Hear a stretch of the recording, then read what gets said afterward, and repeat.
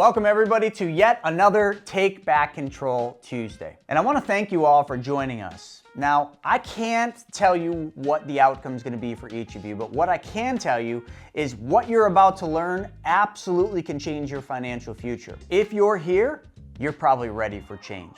And what you're going to learn and the insights you're going to take out of this will help you get there. So if the prospect of taking back control of your money isn't enough to keep you glued to this screen right here for the next 90 minutes, then I think we really need to reassess our priorities. And tonight we have an extra special guest, Mr. Carson Herein. And you know, there's an interesting story.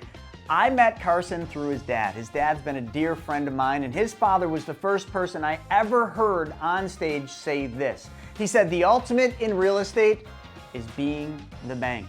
And now the legacy passes on, and you're gonna hear from Carson. You're gonna hear about how this has changed his life, but not just his life, his young family's life. So let me just give you a quick overview of what you're gonna learn. There's essentially three basic things you're gonna learn from tonight. Number one, you're gonna learn how to take back control of your money by being the bank. Number two, you're gonna learn how to build wealth through your own debts and expenses, and it's not gonna require you working harder, working longer, or taking on any additional risks. And number three, you're gonna learn how to get all the money back for every single car you will ever buy, drive, and own. If that's not enough to keep you here, well then, you're riding a bicycle home. All right, so that's enough from me. Let's dive in. Take back control. Tuesday?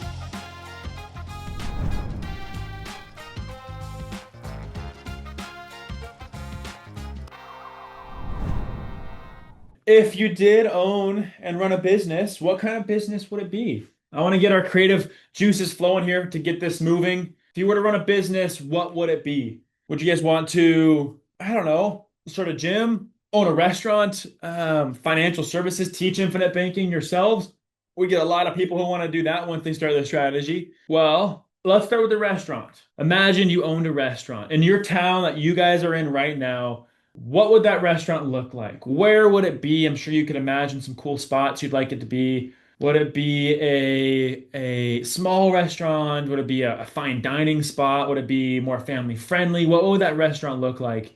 And if you were out on a Friday night with all your closest friends and your family, where would you take them to eat? If you owned a restaurant, you probably would take them to your restaurant, right? You wouldn't take them to your competitors or someone down the street. You'd go to yours. What if you guys owned a hair salon or a barber shop? Would you guys go get your hair cut at your place or somebody else's? 100% your place, right? You wouldn't go to somebody else's. What about a gym, like the other example? If you guys owned a gym, would you guys go work out at your place? Again, or somebody else's gym? And have you guys ever been to a gym where the gym owner's not there? Right? They're always there. They're always working out at their place. What about this last one? What about a bank? Guys, we're here today to talk about how you can be your own bank, right? Well, if you were to start and run a bank, what would that look like? If you owned a bank, would you make deposits in your bank or someone else's bank? Bank of America, Wall Street, Wells Fargo. Is that where you store your money, or would you store it in your bank, right? You would do your bank all day long. So if you ever needed a loan for a car, a house, or a rehab on a property or rental, would you guys go to your bank and borrow that money? Again, or somebody else's? And if you did take a loan from your bank, would you pay your bank back with principal and interest? Of course you would. You wouldn't steal from your bank, just like you wouldn't steal from your business. So why don't every one of you on here today own your own bank? Probably because you haven't been taught how to do that yet, or haven't learned that's even possible. And that's the topic we're going to be talking about today, is how you can become your own bank. And this strategy is over 200 years old. This has been a concept that's been used by wealthy families in all of history to minimize their taxes, to pay off debt, to build generational wealth. Now, when I speak to a room like this or a webinar like this, I always want to go into these meetings, kind of being in the perspective of being in the audience. And so when I go to events and I go and listen to speakers, I'm always wondering, what am I going to get out of this person's presentation? And so I want to start with that and just share right off the bat with you guys what those things are that I'm going to talk about today. One is going to be protection. Because who doesn't want to protect what you earn and your earning capacity? Two, we'll talk about tax-free growth. Because why wouldn't we want to make smarter money moves, right? Third, we're going to talk about leverage. How you can leverage tools to help you more efficiently. Tools that you already have in your tool belt you didn't even know you had yet. And fourth, we're going to talk about legacy. Teaching those around you, especially your family members. And so I have a system that will help you guys accomplish all of these things. So if you could take home a blueprint in this short little hour webinar today that gave you all these things, that's what we're going to hit on today. So to make sure you guys have, I'm not sure if you guys know who I am. I'm sure you guys saw Chris Naugle, our head coach, or not head coach, basically our head coach, our CEO running this company. That's probably what you got, how you found us to get here. But if you don't know who I am, I want to share a little bit about myself so you guys have some confidence in your speaker today.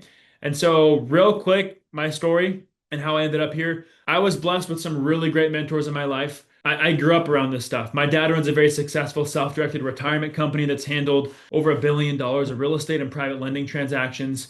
There's a couple photos of us speaking on stage and at different events together. But as I started my career, I was able to follow him, tag along in some rooms that and networks that people really never get access to. And I was very curious. I loved what I was learning. I wanted to keep being in these rooms and learn how wealthy people were actually building wealth in the real world. And that led me to some other mentors like these guys on here on the screen, real estate investors, private lenders, entrepreneurs, salespeople, people I started learning from, following their strategies, doing deals with people in their networks, incorporating their strategies.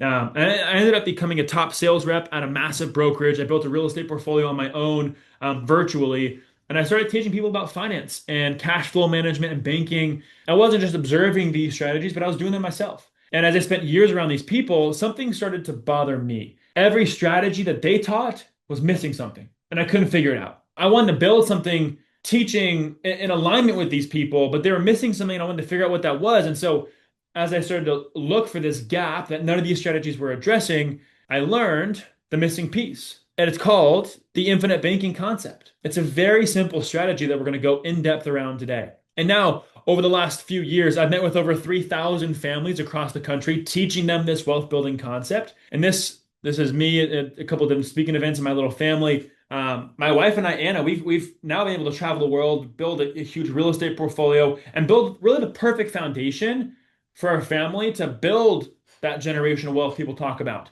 Obviously, I'm not there yet. I'm young, I'm building the system, but we're building that foundation the right way. And so I'm super excited to talk today about the infinite banking concept and that piece that everyone's missing that you might not even realize. And so today, I'm going to talk about banking. That's the main topic. And banking is really a major paradigm shift for most people because banking is very different.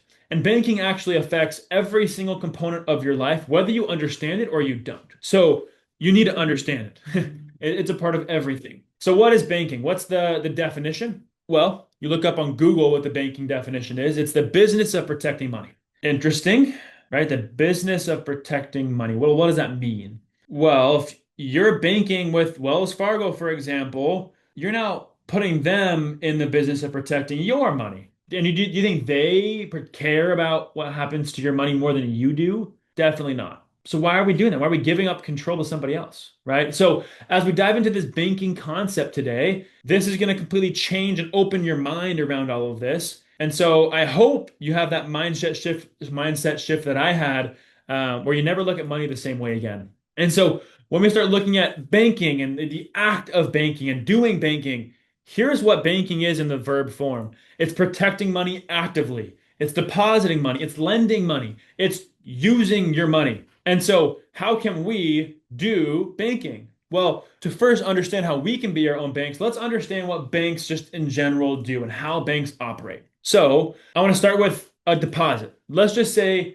very simple, basic terms. What do banks do? Well, if you deposited money at a bank, let's just say you had $100,000 deposited in your bank. This could be 10 grand or $100, whatever number you want to put towards it. If you had money sitting in a bank and your bank was awesome, they were paying you 4% every year, they were crushing it, consistent, right? Let's say that's the scenario. Well, once you deposit that money, guess what they're going to do? Lend it to somebody else, right? Why wouldn't they? They're going to lend it to somebody buying a car or home at 7%. And so when you go, so someone else comes to the bank, gets that loan for the house. They know they're getting a 7%, rate on that loan, and they're buying that house. What happens at closing? They send the money to the seller. And then what does the seller do? Well, the seller puts the money right back in the bank too, right? So the bank now controlled all those transactions and now is making a spread on your money, doing absolutely nothing. Well, once that money comes back to the bank, then what's the bank going to do? Probably lend it to somebody else, right? Why wouldn't they? Somebody on a car note at 8%, If they're lending to somebody else at an 8% car loan, when they close on that car, what's the car dealership going to do with their funds?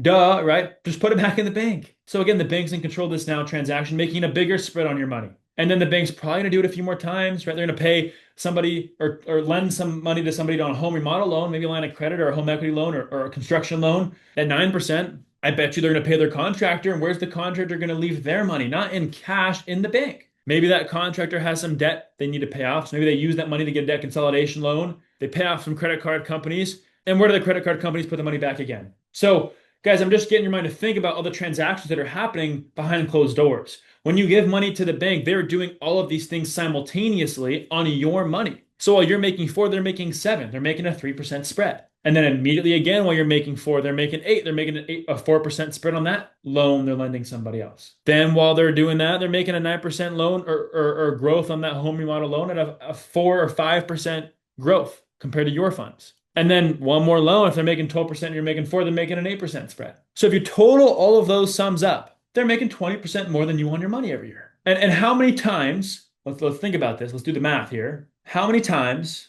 does 4% that you're earning going into 20% that they're earning more on your funds? Well, if 4 goes into 25 times, which it does, right? 20 divided by 4 is 5. If they're making 5 times more than you are, what's that rate of return that the bank's actually making on your money every year? 5 times is 500%. That means the bank is making 500% on your money every single year in this specific situation. And you actually can look it up. Go to BauerFinancial.com. You will read that banks make between 400 and 1,300% more than you do on your money every single year. You could actually get any bank's reports from any year. It'll show you how much more banks are making than you. There isn't a bank that makes less than 400% annually on your money. So that's why, guys, in every big city, every small town in the country, who owns the nicest corner, the nicest main street lot, the biggest property, the biggest building? The banks do. They always do. They always have. This is why, guys, they're making buttloads of money. We are paying for it. So when the government comes out with stats like this stat, they said 5 out of 100 people will be financially secure at retirement age. Guys, soak that in. The reason they come up with those stats is because we're not in control of our money. Guys, in America, the land of opportunity, the great freedom that we have, wouldn't you think this is a failure as a society? How many of you would agree that something's wrong with this? That means that 95% of people are going to be working until they're 70, 80, taking on 2 jobs, retiring when they're too old, not because they want to, but because they're forced to. Let that sink in. And guys, who's at the center of all these transactions? The bank, Wall Street. Wall Street's at the center, controlling all of this, right? So when I first learned this strategy, I learned it from a book called Becoming Your Own Banker. Every single one of you, by the way, who are on here today should read this book. Go find it on Amazon, Audible, wherever you find your books. It's a fantastic book. This book teaches banking from the very beginning. This is the foundation of this strategy. But the guy who wrote the book, Nelson Nash, he taught that you finance everything in life. That's the main point of the whole book. You finance everything. That means that you either borrow money from the bank and pay them interest on it to purchase cars, homes, construction, vehicles, whatever it is. Or, like a lot of Americans who think buying everything with cash is better, well, they're just going to build up money and then spend cash on something, and they're now going to give up the interest that they could have earned on that money. That's also an interest cost. So no matter what you do, there is a cost to your money. You owe interest no matter what you do. You buy it cash or you finance it. So if you start thinking about every time you make a big purchase, oh, I just bought a brand new car for 50 grand. Whether you paid it in cash or you got a loan, you just gave up $50,000 and the ability to earn interest on that $50,000 ever again. You do that math. Imagine what $50,000 just earning 5% every year the rest of your life could do for you. That would probably turn into hundreds of thousands of dollars over time, but you're choosing to spend it. So how can we just finance things better? How can we be more in control? And that's the problem Nelson highlights, is that you finance everything with other banking organizations. Not just financing is the problem, but it's with other banking organizations. We've been taught to get into business or invest, but the bankers are controlling all of the flow of the money. They're at the core, collecting, controlling, and making insane profits off all the hard work we're doing. And so this is why we need to become our own bank. So you can be in control of these transactions. So you can be the one earning interest always. So I promised you guys today that I would teach you how you can become your own bank. So if we're going to take over the banking activities in our life and be our own bank, then we need a better environment to store money. We need a new bank. And if we're going to set up a new bank, then we need to ask ourselves this question. Could it be possible that there are more efficient environments to store wealth outside of commercial banks that we are not aware of? Yes, the answer is yes, of course. There's better places you can put money. And, really when I think about this slide and this idea, for me, the more I started to learn about money, the more I realized I didn't know. And it becomes this never-ending journey of just financial education. There's always something new to learn. And so when I pose this question, people have to stop and think about it and be kind of humble, have a learner mentality about money, because we have to think outside the box if we're going to get the result we're wanting. So what is your bank? Guys, meaning anytime you ever needed to buy something, invest in something, rehab something, buy something, store money somewhere, where is that going to be happening? Where's that money going to come from and to? And if we're going to set up a new bank, how do you want your bank to operate? What would you want your bank to look like? What are some really helpful attributes of a good place to put money? I'm going to go through some right now of what that looks like for your bank that we're going to talk about setting up. And I want to compare it to a traditional bank. So if you had a traditional bank or you set up your new bank, what are the attributes that are going to be important when having a new bank set up? First off, we need liquidity. There's no such thing as a bank that's not liquid. That's called an investment or some other thing you're doing. We need liquidity. That's literally what a bank is. It's just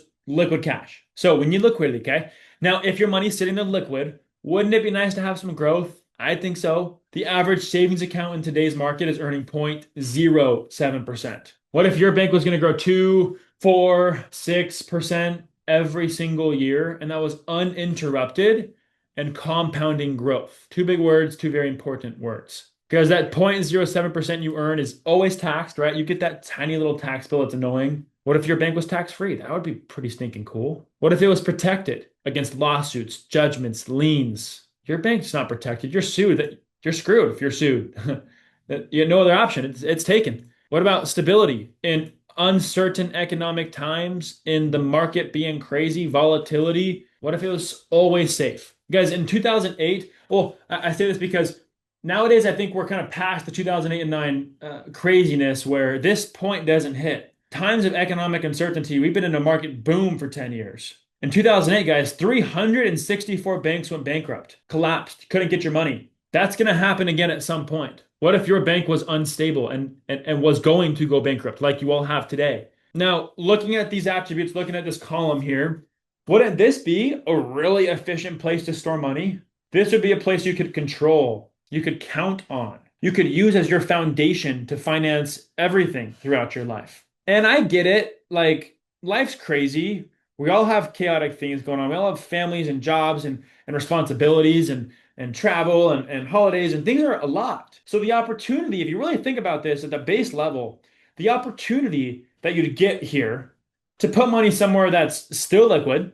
So if you ever needed it, you can get it, but it's compounding, tax-free, guaranteed, no risk, and protects you. And to add one more thing to this, what if your bank was going to earn while you took money out? It would still earn in the bank at the same time. That would be pretty stinking cool. This would be a place that would give you peace of mind at just the baseline. You'd have comfortability with where you're storing cash. Now, that's something every single person in this country should be diving deeper into, should be spending time learning. If we're going to set up a new bank and we're going to find somewhere to be storing cash, financing things, depositing money, lending from, really, this bank in my eyes, more so actually kind of looks like a vehicle. A place you ran your money through. Not actually an investment itself, right? A bank's not an investment. It's not going to produce a rate of return or have risk. That's what investments are.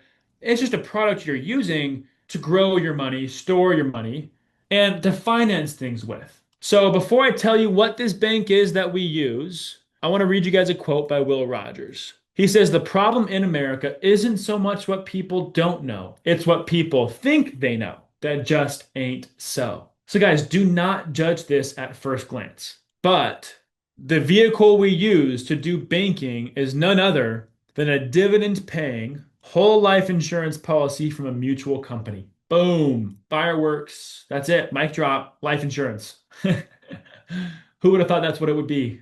Now, most of the time when I bring this point up in this slide, that's when people start to get a little iffy, or they leave the webinar because they're hesitant. They hear life insurance, they think it's just another life insurance pitch. This is not at all, actually. This is not the kind of life insurance you get from your broke brother-in-law who sells insurance or your local insurance shop down the street. That's not what we're talking about. This is a specifically designed, specially structured whole life insurance policy. And a lot of questions, and people, I'd say, sometimes have a lot of questions because they have Dave Ramsey and Susie Ormans that say this is a terrible place to store money. They say buy term insurance and invest the difference, right? We all heard that slogan. Well, honestly, I'll agree with them. If you put your money in a regular whole life or an IUL with the expectation of it doing what I'm about to show you it can do, if it's structured specifically for this, I'd be upset too. I wouldn't think it makes sense too. But that's not at all what this is. This is a very specially designed policy. And so when I kind of compare this policy or explain it to somebody who's new to this, I look at it like a Ford Focus. Any of you guys go to a car dealership and look at a car in the dealership and see this maybe sitting out in the lot and think, well, it's a basic car, normal car, nothing crazy, right? Maybe you're at home though. You go on YouTube later that day, you look up Ken Block, and he's going 140 miles an hour, drifting around a turn in full control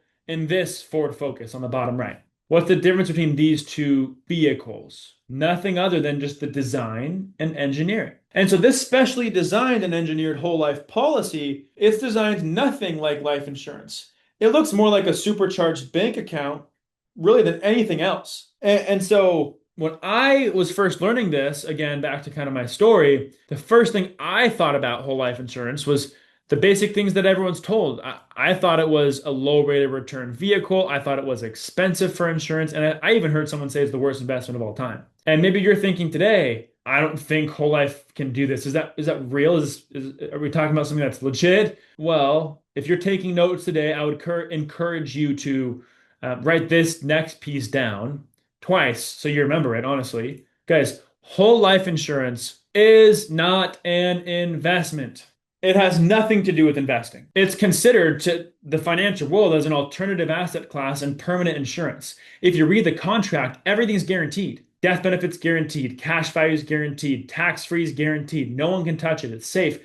Guaranteed from day one. There's no risk. So it can't be called an investment. Investments require risk. So when you go home and talk to your neighbor, your spouse, your business partner, and they start telling you, oh, no, don't do what they're talking about. Whole life insurance is a terrible investment. It's got a low rate of return. As soon as you hear someone call whole life an investment, you now know that person has no idea what they're talking about because they can't even correctly identify what type of asset that it is. You guys, you cannot get a policy built for banking from a regular insurance agent or a financial advisor.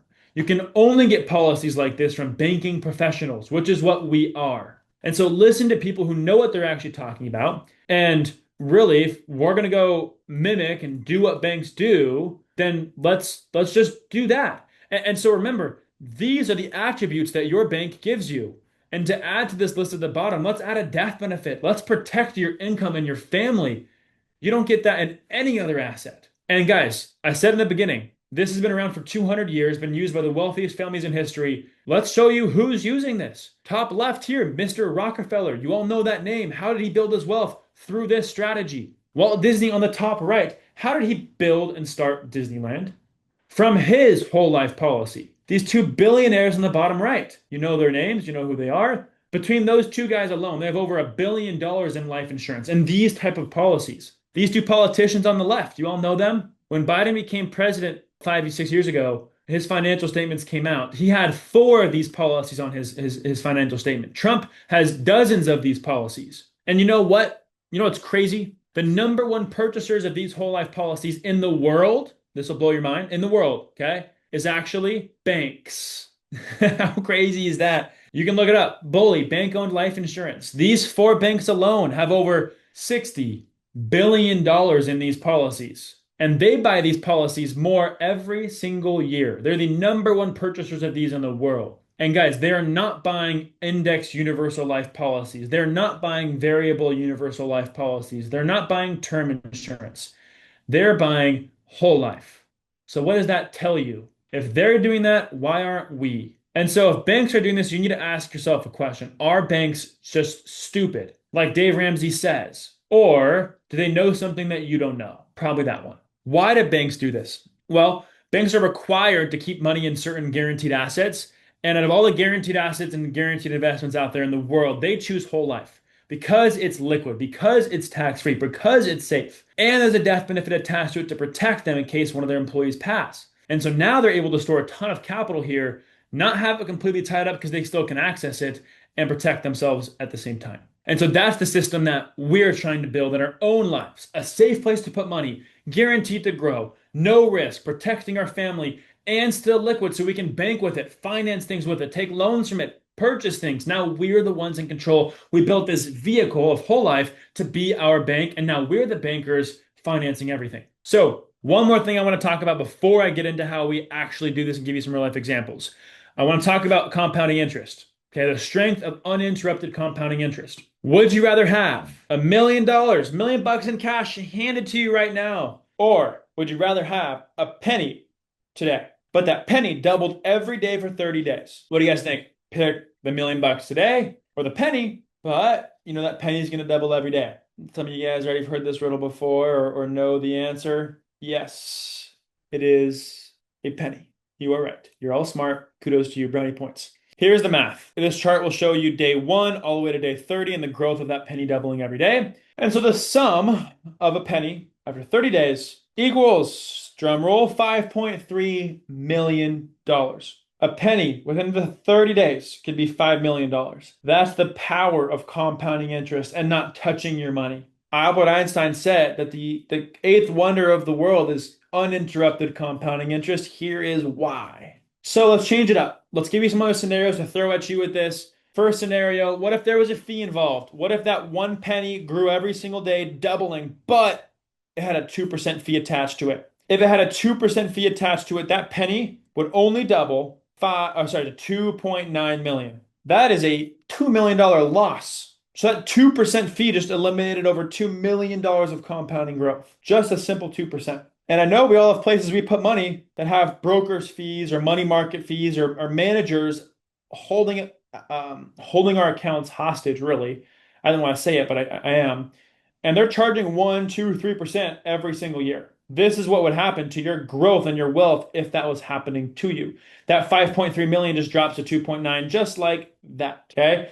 Another scenario. What if that penny doubled every day for 30 days, but we withdrew money on day 15 and day 25? So day 15, we took out $100. Day 25, we took out $100. Just simple $200 taken out. That's it, of the entire $5 million pot that should have grown to. Well, after 30 days, that penny would only double to $2.08 million. That $200 withdrawal actually just costed you $3 million of compounding growth. That's a whole lot more than $200, right? The last scenario, taxes. What if you had a 15% tax on your penny doubling every day? They would only get to $500,000. Holy crap, $500,000. You would miss basically all the growth by having a tax on that money. So how many of you guys would agree that some of the places that we've been taught to put money have all three of these things going on with them? 401k is a simple example. What if there's a small fee? Somebody's managing it. Probably happening. You're gonna have taxes no matter what, whether you pay it now or later.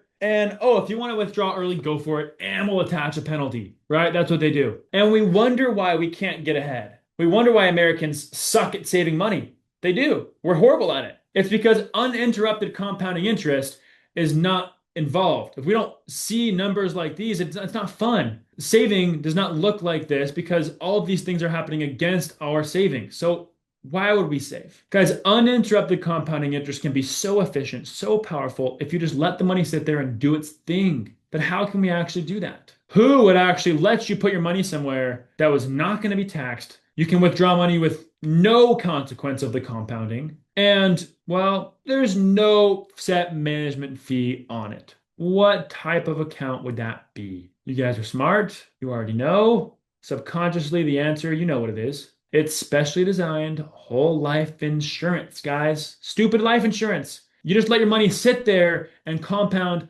always. You let it do its thing. So now you guys know the power of whole life insurance. We've laid the foundation of this. Now you know the credibility, honestly, behind it. Now you know how banks do this and how they operate and why they do it. And you know why you want to become your own bank now, I would assume, right? This has to be plain. Last, you now know how compounding interest works. So finally, about 30 minutes in today, let's go put this into action. Let's give you a couple real life scenarios, show you how you can do this, and talk about what next steps look like for each of you. I want to start with buying a car. It is the most simple scenario, simplest example to understand the strategy. You can use this though for any scenario. You could pay for tuition, buy a house, buy a rental, pay off a debt, whatever you want to do. Okay. Let's start with buying a car though. If that's something you're going to finance and be, bank with, let's do that. So let's talk about the vehicle real quick. If we were going to set up a policy, you guys know what life insurance kind of looks like, right? There's a premium. And most people, when they hear about the word premium, they kind of freak out. Premium looks like an expense. They want the cheapest premium. They look at premium like a bill. They compare it to their home insurance premium, their health insurance premium, their car insurance premium, right? Wrong.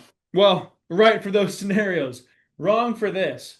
We look at the policy and the premiums as a deposit. That switch in your brain needs to happen right now. It's a deposit. What you put into the policy every month is a deposit. That's because if it's liquid and you're just putting it in and it's a savings account, that's what we call a deposit. If you went and deposited money at your savings account at Wells Fargo tomorrow, that's a deposit. That's not a premium. So that's how we look at the policies the exact same way. It is a deposit you are saving. You might be thinking too, you need a lot of money to do this, right? You need to be Donald Trump to do this, or banks. That is not true. This example I'm about to share with you is somebody who made 100 grand a year, so good salary, right? And they were able to save 10 grand a year, so 10% of their money. We could do similar math to any one of you. Obviously, you have to be saving money to make the system work. If you're paycheck to paycheck, or you're in too much that you can't even pay your bills, obviously a saving strategy like this would not make sense. But if you're saving money of any sort, this strategy is doable for you. And maybe you're thinking though, I am too old. I can't get life insurance. I hate that question. Guys,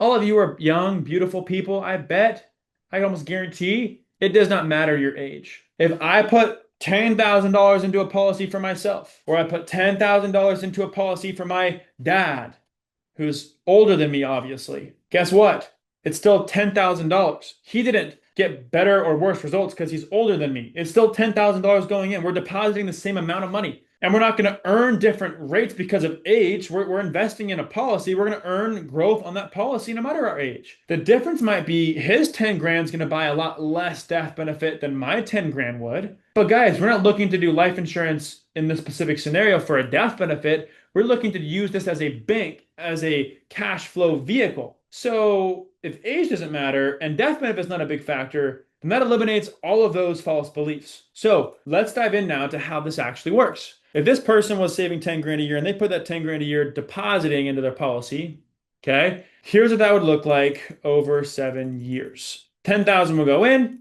every single year. And then it looks like your cash value over there on the right, that's what's liquid and accessible and available to use inside of the policy. Like I said, you have liquidity in the policy. That would be what is liquid. In year number 1, it shows 6 grand. Year number 2, it shows 12. Year number 3, it drops to 4. And that's because I want to show you buying a car. So year 3, you take $25,000 out of the policy and you go buy a car. Okay. Well, if you take $25,000 out of your bank, wouldn't you want to pay your bank back with principal and interest? Yes, you would, right? Of course you would. You wouldn't want to steal from your bank. So what does that look like? Well, if you were to take a loan from yourself to buy a car for 25 grand, what would the rates be if you were to go get a bank loan for 25 grand? Probably $500 a month, 60 months, something like that in today's market. So what if you just paid yourself back what the banks were going to charge you? Just be the bank to yourself, right? Let's do that. After 7 years, then let's total everything up. What just happened? You bought a car through your own policy. So how does that actually work over time? Well, 7 years in, you put in 10 grand every single year. You were saving money, paying yourself first, putting that aside, letting it grow inside of the policy. You then took a loan against the policy for 25 grand in the 3rd year, and you repaid it 6 grand a year, $500 a month for 60 months, just like any other car loan. So to total that up, that's $100,000 in contributions funding the policy, $25,000 coming out of the policy because you took a loan, So really, you put into this policy 75 grand. Like that was like your net injection into this policy. That's what you put into it. And look at this cash value after 7 years. Again, that's what's liquid and available. That is $67,000. That means you have access to 91% of the money you just put into the policy. The point with this is you have access to $67,000 and you put in 75 and you have a car in the driveway. You kind of just paid what, 7 grand is the difference there? 6 grand is the difference there.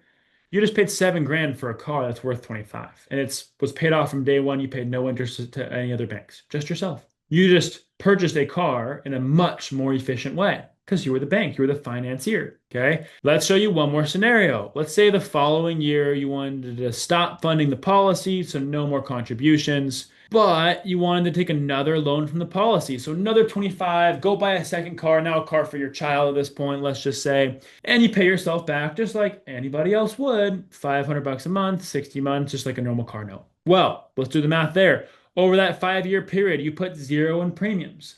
You paid back $30,000 because you paid yourself back.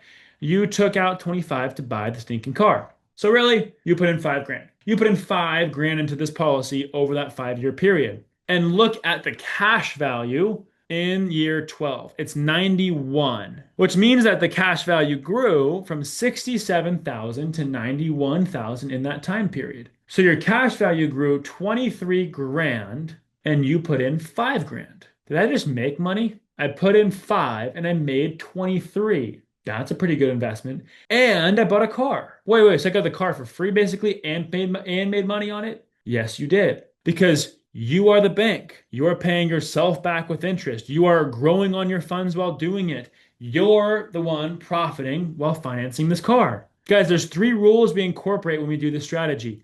1, you need to pay yourself first. You've been trained to pay your bills first, then take whatever's left over and just put it in savings. But that's wrong. Pay yourself first meaning put your money in your savings first, then pay your bills. 2, you need to pay yourself with interest. If you're going to take a loan from your bank, pay yourself back. And the last is recycle and recapture your money. Because why wouldn't you want to recycle and pay yourself the interest compared to the bank? So if this works for a car, guys, then what else does it work for? Don't you think this is cool? That all makes sense? Who wishes they knew this earlier in life? Who wishes that they did this the last time they bought a car? Who's going to do this the next time you buy a car? What about the next house? The next time you pay Uncle Sam? Guys, who wants to be the next case study in these presentations? You can be a case study going through your numbers and doing this as well. Let's give you one more example just to kind of cement some of these ideas, and we'll move on to kind of the closing here. Here's another way to look at it. Let's change it up. Let's say you had a debt. Let's say you owed 23 grand on a line of credit or a credit card, and you owe 9% on that line of credit or credit card. Okay, here's how we'd pay that off. Here's how the money would actually flow.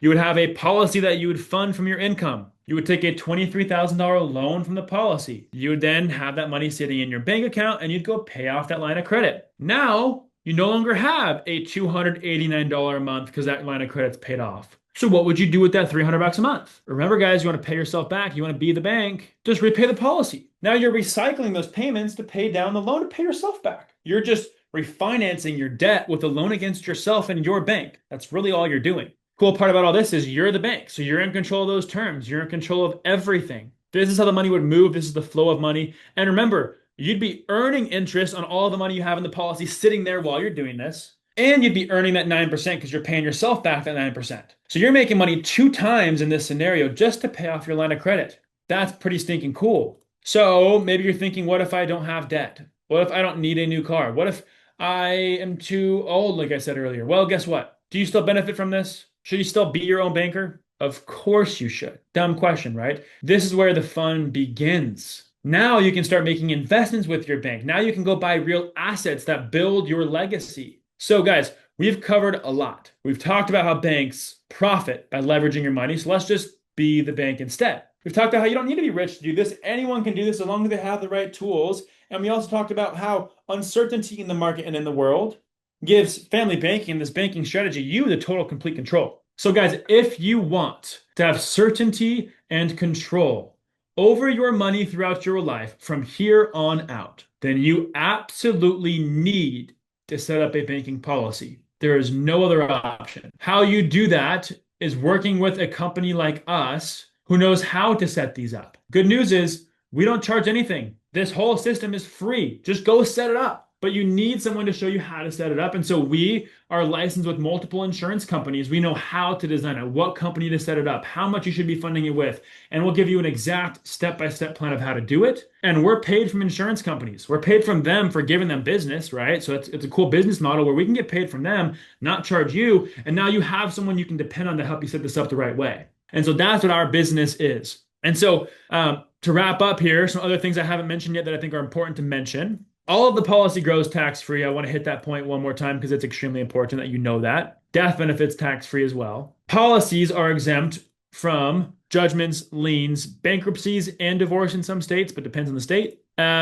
The income you can get from your policy long-term is also a benefit to the strategy. You can use it for a retirement. And you can always set up policies for other purposes. Kids policies for funding college, to start your own business. It's any vehicle you want to do with it. And how do you fund the policy? How do you fund your own bank? Well, you can fund it at whatever frequency you wanted to. You can fund the minimum depending on you, however we wanted to. Same with the max you put into it. And if you want to get some sort of lump sum into the policy to get it started, you totally can do that too. And you'll have access to somewhere between 60 to 90% of the total premium deposit within the first month. So you don't have to wait 10, 20 years to build up a policy. You can start accessing funds immediately. One more thing I do want to mention here. People usually ask, how much should you fund it with? I'll give you a number to kind of base it off of. If you're not saving 10 to 15 times your age per month, then you shouldn't do this yet. Example, if you are 10 years old, you should fund it at the minimum $100 to $150. Obviously, you're not a year or 10 years old, but I use that because it's an easy number.